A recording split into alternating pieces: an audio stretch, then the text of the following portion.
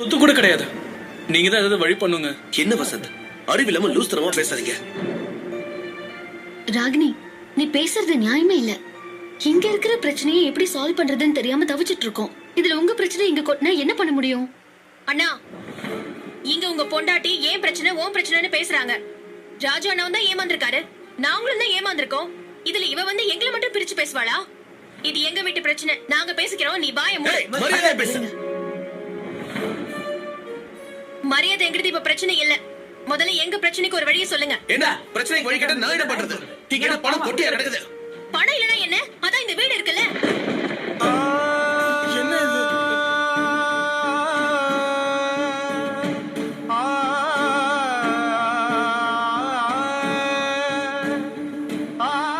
என்ன சொன்ன? பிராக்டிகலா என்ன சாத்தியமோ அத சொன்னேன். பேசாம இந்த வீட்டை வித்துருவோம், எல்லாரோட பிரச்சனையும் முடிஞ்சிரும்ல.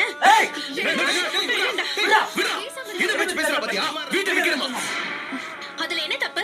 வீட்டை வித்தா எல்லாரும் பிரச்சனையும் முடிஞ்சிரும்ல. ராஜு அண்ணாக்கு 10 கோடி, எனக்கு 11 கோடி.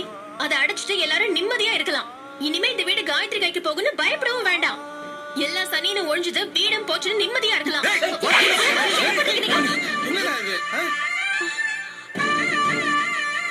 வீட விக்கிறத பத்தி யாரும் பேசுறீங்க? நான் மனுஷனா இருக்க மாட்டேன்.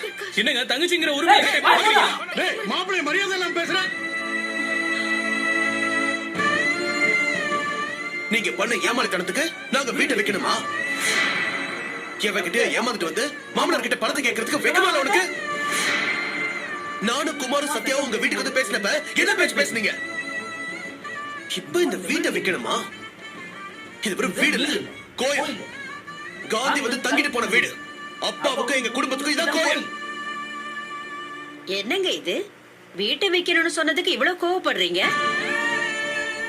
ஆளுக்கு பண பிரச்சனையில அல்லாடிக்கிட்டு இருக்கீங்க. அதை தீர்த்து வைக்க பயன்படாத வீடு வேற எதுக்கு? பிரச்சனையை முடிச்சா எல்லாரும் நிம்மதியா வாழலாம்ல. எங்க வீட்டு பொண்ணும் வந்து நிம்மதியா வாழ்வாள்ல.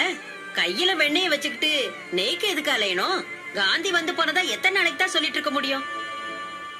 ஆத்திர அவசரத்துக்கு விக்க முடியலனா இந்த வீட்ல காந்தி வந்து தங்கினா என்ன, நேரு வந்து தங்கினா யார பார்த்து என்ன வார்த்தை பேசிட்டு நானும் பாத்துக்கிட்டே இருக்கேன். அப்பல இருந்து இந்த அம்மா ஒரு வாரமா பேசிட்டு இருக்காங்க. சொல்ற சமாதானத்தை ஏத்துக்க மாட்டேங்கிறாங்க. வீட்டை வேற வைக்கணுமா? பொண்ணு குடுக்கறதா இருந்தா என்ன வேணாலும் பேசுவாங்களா? நீங்க கொஞ்சம் பேசாம டென்ஷன் ஆகாம இருக்கீங்களா?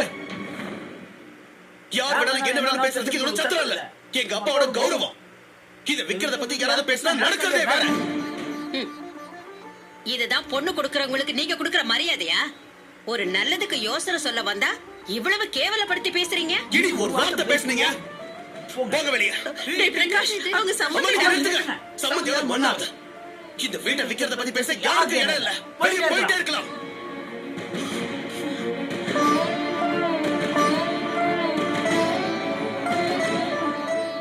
அம்மா அம்மா கொஞ்சம் இருங்கம்மா, பேசிட்டு போலாம். நான் பேசுறேன்.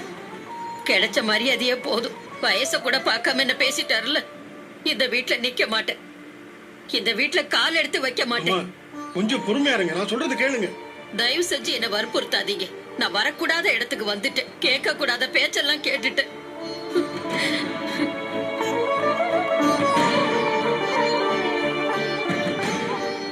அப்ப நானும் வெளியில போயிடவா? வீட்டை விக்கிறத பத்தி பேசினா தங்கச்சி கூட தேவையில்ல. என்னங்க நீங்க? இரு ராகினி, நான் பேசுறேன் அவர்கிட்ட. ஒரு நிமிஷம். 2 பேரும் சண்டை போடுறது சந்தோஷமா வேடிக்கை பார்த்துட்டு இப்ப வந்து டிராமா போடுறியா?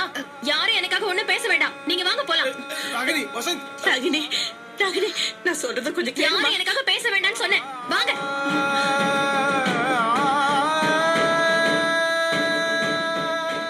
என்னங்க இது? கொஞ்சம் பொறுமையா பேசிருக்கலாம்ல. என்ன என்ன செய்ய சொல்ற? எவ்வளவு ஒருத்தி ஜெயில உட்கார்ந்துகிட்டு இந்த வீட்டை நம்ம கிட்ட பிரிக்கிறதுக்காக பிளான் போடுவா. அந்த பிளானை பார்த்துக்கிட்டு சும்மா இருக்க சொல்றியா? இந்த வீட்டை வித்துருன்னு சொல்லுவாங்க. அதை கேட்டுக்கிட்டு நான் அமைதியா இருக்கணுமா? அதுக்காக இப்படியா பேசுவீங்க? இந்த வீட்டை நம்ம கிட்ட பிரிக்க நினைக்கிற எல்லாரும் காயத்ரி தான். மறைமுகமா அழுத்தம் கொடுக்கறான். இவங்க எல்லாம் அதுக்கேத்த மாதிரி ஆடுறாங்க. இந்த வீடு எங்க அப்பாவோட உயிர். இது நம்ம கைவிட்டு போகாம இருக்க நான் எவ்வளவு போராடிட்டு இருக்கேன். என்ன நடந்தாலும் நடக்கட்டும். இப்ப சொல்றேன், உயிரே போனாலும் இந்த வீட்டை விற்க கூடாது.